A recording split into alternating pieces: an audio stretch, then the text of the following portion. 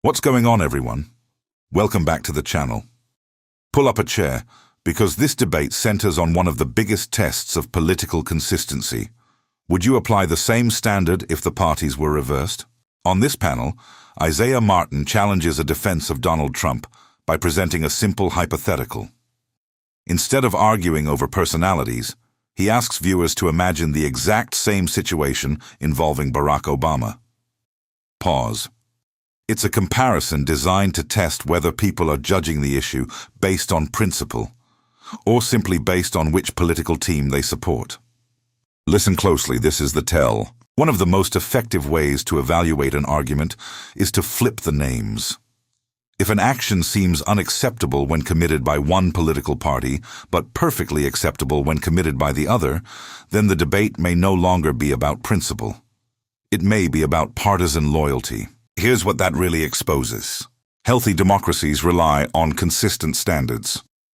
Questions about government spending, legal settlements, executive power, and public accountability shouldn't change, depending on whether the person involved has a D or an R next to their name. The rule of law only commands public trust when citizens believe the same rules apply to everyone. And this is where democracy meets accountability. As you watch this exchange, pay attention to whether the responses address Isaiah Martin's hypothetical directly or shift the conversation somewhere else. Often, the strongest arguments are the ones that can withstand the simple test of consistency. Stay with me until the end, because this discussion becomes much bigger than one lawsuit or one administration. It becomes a conversation about whether Americans are willing to judge political leaders by equal standards, or whether partisanship has replaced principle. Before we dive in, let me know in the comments where you're watching from. I always enjoy seeing people from across the country and around the world joining these discussions. Now let's get into it. Hi everyone, I'm Jessica Dean in for Abby Phillip today, and we're still 3 months from the dog days of summer, but for Donald Trump's political standing, it's hot as hell already. For the past 3 months, the president launched a war that's still going without an obvious end at this moment, sending gas prices through the roof. No state has had less than $4 a gallon 48 hours ago. Inflation is rising. Mortgage rates rose to the highest they've been in 9 months. Bond yields are the highest since before the financial crisis, and his poll numbers keep crashing. But all the president can seem to talk about over and over are the things like his arch, the reflecting pool, his marble walkway, and the ballroom, which he gave a tour of this week. This is a gift to the United States of America, and more than a gift, it's going to be one of the most beautiful buildings that's ever been built in the country or in Washington, D.C. This is not for me. This is my gift to the United States of America. When it comes to those gas prices mentioned, he doesn't think much of them. This is peanuts, and I appreciate everybody putting up with it for a little while. It won't be much longer. And this week introduced a new twist to the outrage. Trump defended a $1.8 billion slush fund with taxpayer money to compensate his allies that he claims were wrong. And that includes January 6th rioters. And if that's not enough, part of that deal forbids the IRS from forever investigating him or his family's taxes. Even conservative columnist Jonah Goldberg raised the idea of impeachment, saying by their definition the founding fathers would have gotten rid of Trump long ago. I want to welcome everyone to the table. Thanks so much for being here, guys. It's interesting. We heard from Trump on Truth Social, where he was kind of congratulating himself. He said that he gave up a lot of money in allowing the just announced anti-weaponization fund to go forward. I could have settled my case, including the illegal release of my tax returns and the equally illegal break-in of Mar-a-Lago, for an absolute fortune. Instead, I am helping others who were so badly abused by an evil, corrupt, and weaponized Biden administration receive, at long last, justice. Alyssa, I'll start first with you. The president not backing down from this, and it seems like he's living in this reality right now, whereas there's the other reality for millions of Americans who are looking at this weekend with really high gas prices, really high grocery prices. The list can go on. Well, and let's just look back to what started this. The president's tax returns were leaked. That shouldn't have happened. that was wrong, that was unethical. The gentleman who did that is serving 5 years in jail. It's not like there weren't consequences for those actions.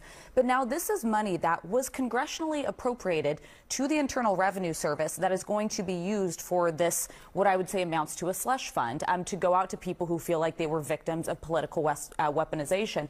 And that could include people who may have assaulted police officers, destroyed property at the Capitol. And I'd also remind you, those people, most of them already received blanket pardons from the president or commutations of their sentences. So many of these also went on to commit other crimes down the road.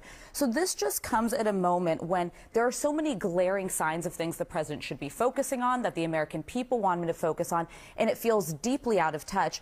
I am still incredibly bullish that this is never actually going to come to fruition. The fund itself, between Congress, this is just blatantly illegal. This has to go through a congressional appropriation, and if Congress doesn't find a way to block it, then I do think the courts will step in. We've seen him do it with Doge, with other times that funds were appropriated for something different and then redirected. So we'll see if it ever comes to life. Yeah. I mean, I would push back on that a little bit. What you call the slush fund, I find to call the anti-weaponization fund. And I'm sure on both sides of the aisle, we all have friends whose lives have been absolutely ruined, whether they were innocent. And you said that this is going to people who assaulted police officers on January 6th. It could, but the truth is we don't know where this money's going yet. And I feel like we're always prematurely just very negative when it comes to anything that President Trump wants to do. But I view this as something very altruistic.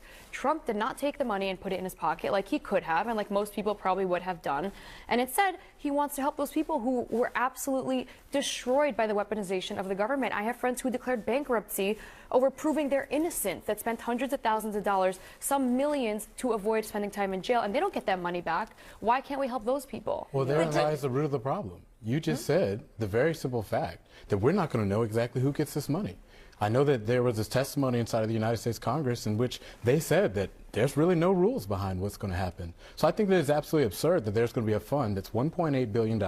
We don't know where the money's going to go through. Yes. And honestly, we don't know if we'll ever know who the money's going to go to. You don't think that that's absurd, that like the President of the United States can create a fund and divvy payments to people and we don't know who the money goes to? I mean, we know that it's going to people who have been weaponized by the government. Now, whether that goes to, like you said, January 6th protesters or people like James Comey, who I find is guilty, we don't know yet. So why don't we wait and see before we are outrageous? Going to give James Comey a payout for wrongful prosecution as they're trying to prosecute him. That doesn't seem like... But that doesn't mean he's innocent. The root of the issue. Yeah, but the root of the issue is that we will never know. People in this country who have been wronged by the law have already that's what they said. Have legal pathways to seek justice for that.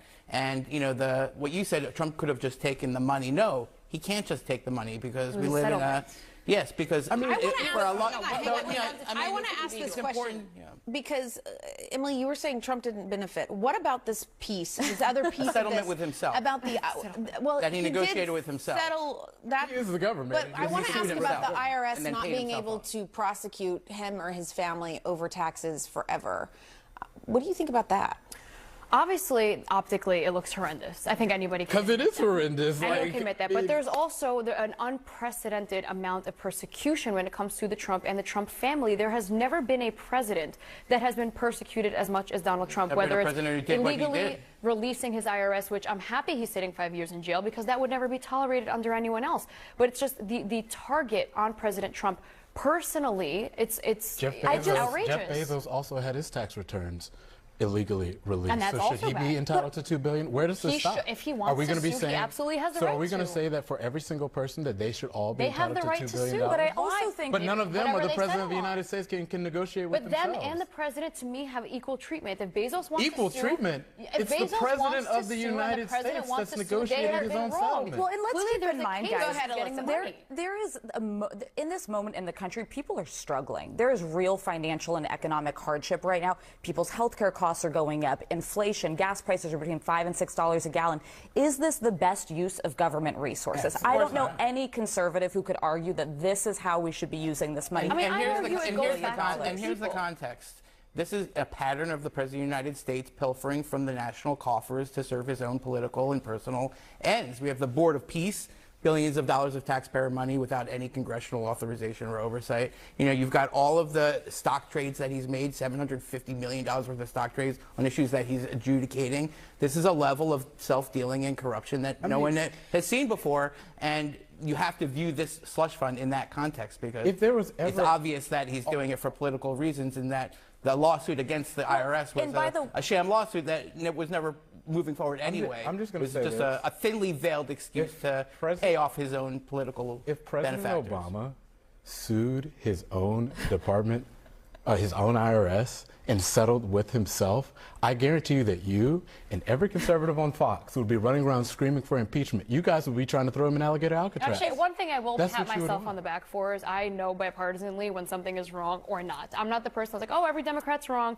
and every Republican's right. That's something that you cannot And a president generalize. negotiating If that with happened to himself? Obama, by the way, anyone who's wronged, the law is the same, whether you're the president or not. But If he's the somebody one that's did leak negotiating the Obama's settlement. tax Why can't we- records, he He's should negotiating with himself. we No one could else has that simply- ability. You cannot compare him to other billionaires, to other people, to other And other people on presidents earth, who have not because been as he's the one that persecuted as Donald dictates Trump. the terms You're right, of his own this never settlement. happened before. If we could just get a commitment from the administration that not a single dollar would go to somebody who assaulted a police officer, I agree we with could you. begin a conversation. Maybe I still wouldn't support it, but some Republicans in the Senate might. But we couldn't even get that from the Deputy Attorney General, Yeah, a commitment he that did not leaders get of the that. Proud Boys and the Oath Keepers might not get million-dollar settlements to then what, fund domestic terrorism? And then, Alyssa, we also won't get the names of the people at all. Correct. So we'll never be able to verify anything. There's not a lot of There's transparency. a lot of questions around this, and we're going to talk about as we come back from the ballroom to the slush fund. I want to stop the clip here because Isaiah Martin's argument isn't really about one politician.